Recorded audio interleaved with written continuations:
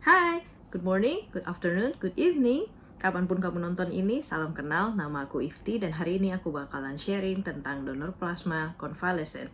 Let's get started!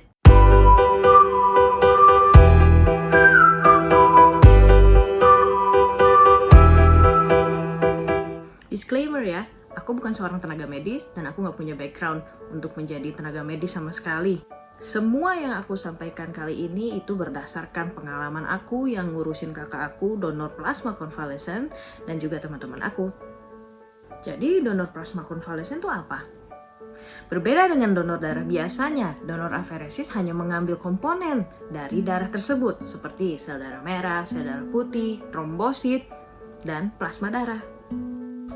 Donor plasma konvalesen merupakan salah satu metode imunisasi pasif yang dilakukan dengan memberikan plasma orang yang telah sembuh dari COVID-19 kepada pasien COVID-19 yang sedang dirawat. Bertujuan sebagai terapi tambahan COVID-19 dengan mengajak orang yang telah sembuh dari COVID-19 untuk menjadi pendonor plasma. FYI, pada kondisi tertentu, terutama situasi pandemik seperti ini, di mana penyakit masih baru dan kita belum mengenal bagaimana pengobatan yang paling tepat, maka donor plasma konvalesen menjadi andalan untuk pengobatan saat ini. Harapannya, dengan pengambilan plasma dari pasien yang telah sembuh, si pasien tersebut telah memiliki antibodi yang cukup untuk melawan penyakit tersebut dan ditransfer ke pasien yang sedang dirawat. Nah, syaratnya apa sih untuk jadi pendonor plasma? Usia kamu harus di antara 18 sampai 60 tahun dan berat kamu harus lebih dari 55 kilo. Diutamakan pria. Kalaupun perempuan, tidak boleh yang sudah hamil dan melahirkan, pun pada saat hari itu, kamu tidak boleh pada masa menstruasi. Dan yang paling penting adalah kamu pernah terkonfirmasi positif dibuktikan dengan hasil PCR. Dan tentunya kamu harus sudah terbukti negatif dengan hasil PCR tertanggal minimal 14 hari dari tanggal donor. Kamu harus dalam keadaan sehat walafiat, tidak ada keluhan ataupun pengobatan dalam 14 hari terakhir, tidak menerima transfusi darah dalam waktu 6 bulan terakhir, dan terakhir, lebih baik kalau kamu itu sudah pernah mendonor darah. Oh ya, kita harus yakin loh kita nggak punya penyakit bawaan, kayak diabetes dan lain-lain. Siapa sih orang yang butuh donor plasma konvalesen? Biasanya orang-orang yang butuh donor plasma konvalesen adalah orang-orang yang sedang dirawat di rumah sakit dan dia itu punya komorbid. Apa sih komorbid? Itu penyakit bawaan seperti diabetes, jantung, bel palsi, dan lain-lain. Penyakit bawaan mereka itu yang bikin COVID mereka makin parah, sehingga saturasi oksigen mereka akan sangat rendah. Mual, sesek, sakit kepala, nyeri sendi, demam, semuanya makin parah. Bahkan sampai ada yang jadi delusional loh. Seperti yang terjadi pada kakak aku, dia itu punya bel palsi dan sinusitis, sehingga yang tadinya saturasinya aman-aman aja, itu bisa langsung anjlok jauh jadi 92. Itulah waktu dimana kami memutuskan, ayo udah ke rumah sakit aja yuk. Dan bener aja, plasma konvalesen ini sangat membantu loh. Meskipun kakak aku masih dirawat, tapi keadaan dia sangat jauh membaik daripada sebelum dia dirawat. Sekarang kita bahas alurnya ya. Ini yang aku alami sebagai keluarga pasien yang dirawat di Rumah Sakit Medimas Cirebon ya. Secara garis besar ada 5 tahap. Pertama, kita harus membawa calon pendonor ke rumah sakit untuk mendapatkan surat keterangan dari rumah sakit bahwa kita memerlukan berapa labung untuk pasien siapa dan siapa pendonornya. Terakhir, kita juga akan mendapatkan sampel darah dari pasien yang nanti akan kita bawa ke PMI. Yang kedua, dengan membawa surat rujukan dari rumah sakit, calon pendonor, dan sampel darah, kita ke PMI untuk melakukan pendaftaran dengan cara mengisi formulir dan lain-lain. Pastikan semua persyaratan kamu itu terpenuhi.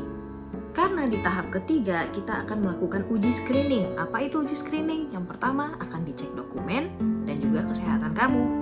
Persyaratan dokumennya itu adalah KTP, hasil PCR negatif, hasil PCR positif. Setelah itu, kamu akan melakukan pengecekan kesehatan seperti cek tensi, golongan darah, dan juga HB. Setelah kamu lolos uji screening, nanti kamu akan lanjut ke uji sampel, di mana kamu akan diambil darahnya sebanyak 4 tubes dan nantinya akan dicek apakah antibodimu cukup untuk memenuhi kebutuhan pasien tersebut. Setelah itu, kita harus menunggu hasil dari uji sampel, mungkin 2-3 jam, bisa lebih. Nanti akan ada petugas PMI yang WhatsApp kamu, ngasih kabar, mungkin juga bisa lewat telepon sih. Nanti kita akan tahu apakah hasilnya bagus atau tidak, cocok atau tidak, dan biasanya kalau gagal itu karena darah kamu keruh atau antibodinya nggak cukup. Kalau yang darah keruh, triknya kamu harus minum banyak dulu ya sebelum donor. Dan akhirnya kita bisa melakukan donor aferesis.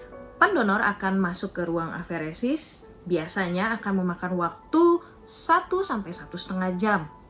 Setelah kita melakukan donor, kita masih harus menunggu beberapa saat sebelum mengambil labunya. Nah, di sini yang kamu harus siapkan, karena ini tergantung dari setiap rumah sakit. Kebijakannya berbeda-beda. Seperti di Rumah Sakit Medimas, mereka tidak memperbolehkan keluarga pasien untuk mengambil darah sendiri. Mereka akan mengirim driver dengan ambulans, membawa cooler, dan sebagainya untuk mengambil darahnya. Tapi ada juga beberapa rumah sakit seperti Rumah Sakit Gunung Jati yang minta keluarga pasien yang ambil. Beberapa hal yang harus kamu siapkan untuk membawa plasma darah tersebut adalah 1. Cooler. Cooler itu yang biasanya buat minuman tuh, yang kotak-kotak. Nah, yang kedua itu ice pack. Tujuannya adalah untuk menjaga suhu plasma darah agar tidak rusak. Karena pada dasarnya jika tidak ditaruh di freezer, plasma darah itu hanya bertahan selama 4 jam. Udah susah dapatnya, rusak pula. Oh ya, plasma darahnya nggak gratis loh.